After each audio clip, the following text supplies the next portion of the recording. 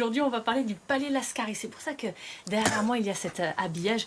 C'est l'un des endroits de ce palais. On va évoquer son histoire, puisque c'est un lieu qui a été créé au XVIIe siècle par une riche famille du comté niçois. C'est toi qui reviendras dessus.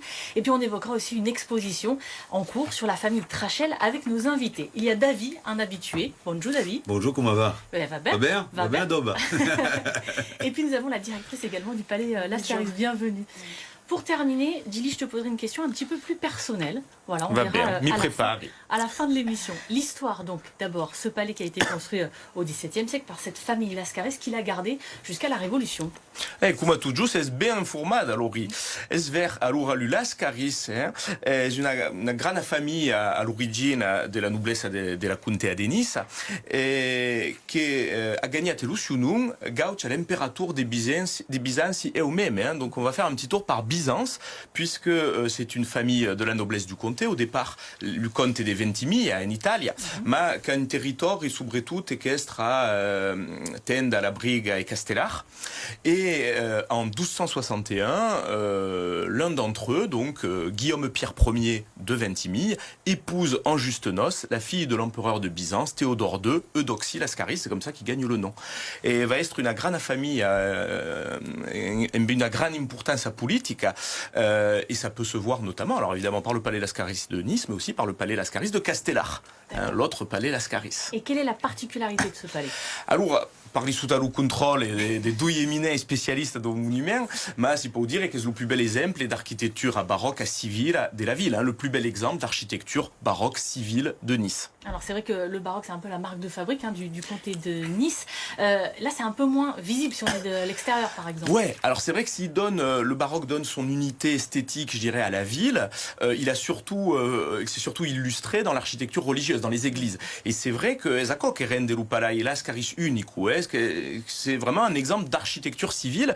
Et come ben dice, è difficile da avere perché è fonduto, è negato dire la trama dei carriera e carreiro della Villa Vieille e lo suo architecte che si sa pas bien, si sa pas come si suona, cresi, on connaît pas le nom de l'architecte, a giugato e a saputo giugare un bellico strange che ero in pausadi. Et dedans, comment c'est? Allora, di dintre aveva una foto, di dintre il y a tout plein de cas da dire, il y a des capes d'obra dell'arte barocca, a commencer per lo vestibule che si vede qui e l'escalinata monumentale che si vede pas sulla foto, ma che è derrière, che è splendida. Au se non si può fin da citare, a Caberai en Bacco, le plafond est pintate, les plafonds peints des salles de réception, des chambres, qui sont aussi des chefs-d'œuvre de l'art baroque. Et Bessa, il y a une autre cas que si peut ouvrir et dedans, c'est une mostra.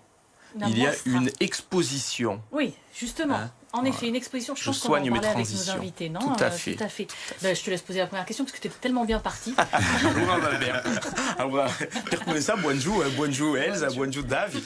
Siamo ben contenti di essere anche in une émission eccezionale avec due convidati. Donc, merci. Et Bessa, la première demande sera de vous présenter en deux mots, donc peut-être vous présenter rapidement, parce que même si on a un habitué des plateaux, on a une nouvelle invitée. Donc en quelques mots. Donc Elsa Puaré, je suis la directrice du palais Lascaris et voilà, je m'occupe de l'institution et avec David, on met en valeur l'établissement comme on peut avec les montages d'expositions, la gestion des collections et la mise en valeur de cette belle architecture puisque le palais Lascaris est classé monument historique. Et voilà. Et comme vous l'avez dit, c'est un trésor. Voilà. Et vous nous parlez en français, mais vous comprenez le niçois. Je comprends le niçois. À peu près au même niveau. Parce que voilà, mais je ne le parle pas. Ça paraît. Non, quelques petits mots, voilà. Vendra. Vendra.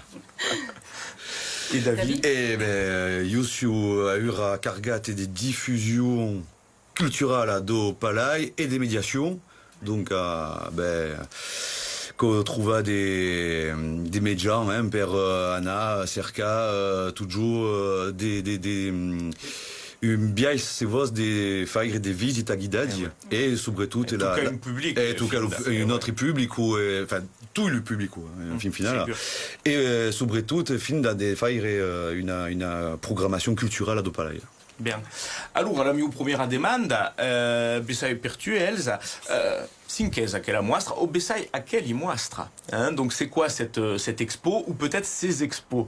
Alors cette exposition qui ouvre donc ce soir du coup, qui sera inaugurée donc au Musée des Beaux-Arts, donc Vivre pour l'art, les collections Trachel et Rothschild à Nice. C'est une exposition qu'on a montée sur l'ensemble de 3 institutions de la ville de Nice, donc le Musée des Beaux-Arts Jules Chéret, le Palais Lascaris et le Musée Masséna, avec des prêts du Musée archéologique de Nice et des prêts de la Bibliothèque patrimoniale Romain Gary, aussi de la ville de Nice, et de nombreux prêts de collectionneurs privés et d'institutions françaises comme le Musée des Beaux-Arts d'Orléans, le Musée d'Orsay, le Musée des Beaux-Arts de Menton, le Musée d'Art de Toulon. Voilà, donc c'est quand même une exposition d'envergure qui se passe sur 3 sites différents et qui valorise donc les collections Trachel et Rothschild, comme l'indique le titre, notamment des œuvres de la famille donc Rothschild, mais surtout des œuvres de la famille Trachel. Les Trachel étaient niçois, artistes peintres, donc il y a 3 frères, Hercule, Antoine et Dominique Trachel. Leur sœur Fanny Trachel qui a fait un immense legs en fait à la ville de Nice en 1903 de plus de 1600 œuvres. C'est le plus gros legs qui avait été fait initialement au Musée des Beaux-Arts et aujourd'hui les collections sont réparties sur divers sites de la ville de Nice. Et donc c'est ce travail-là, enfin ces œuvres-là qu'on met en valeur. Il y a à la fois le travail artistique des peintres, donc des frères Trachel, et à la fois ils étaient aussi collectionneurs. Donc des œuvres notamment de l'époque moderne. Et au Palais Lascaris, par exemple, on peut voir 5 magnifiques panneaux qui sont un ensemble exceptionnel de cuir doré du XVIe siècle. Une petite question, je ne sais pas si David ou vous pouvez répondre, mais pourquoi est-ce que la famille avait fait autant de dons à Nice? On le sait ou pas?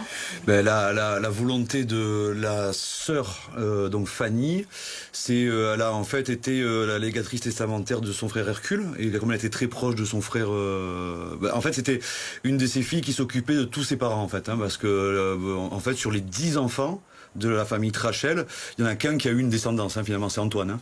Et donc elle s'occupait à plein temps de tous ses frères et sœurs, et donc du coup, c'est des gens qui étaient dans la transmission. Erano staccato a Nice, perché erano dei pintre nissards et le sujet quand ciausit et bien souvent sont des paysages nissards. Ils étaient très introduits dans la vie culturelle niçoise, donc je pense que c'est tout naturellement qu'ils ont voulu que ça reste à la ville de Nice. Alors justement, Besai, per Davi, a quella question, perché è importante di parlare dei Trachel?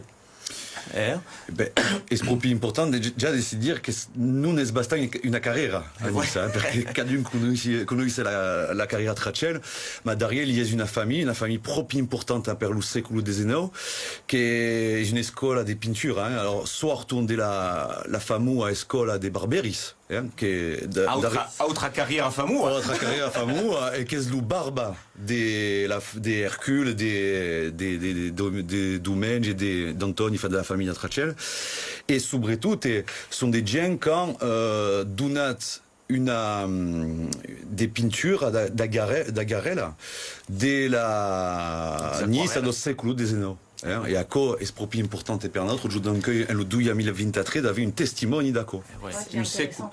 Sur les Trachel. Dili, j'avais une question un peu plus personnelle à te poser, parce que lors d'un tournage, on est passé à côté du Palais Lascaris, et tu m'as dit, j'aimerais bien faire une émission là-dessus, parce que c'est l'un de mes endroits favoris à Nice. Pourquoi l'est-il? Alors, c'est difficile de dire qu'il y a un monument soulette che mi encanta, ma è vero che ha une affezione particolare per lo Palais Lascaris. Già, come l'avete detto, perché è lo Palais barocco e mai bello di tutta Nice, di tutta la ville, di Francia tutta intera, ma soprattutto perché è una dorura, c'est un bijou, ma una dorura esconduta, una dorura che sa merita, che co cerca, che co trouva, che co osserva per dura, per proprio poter la prea.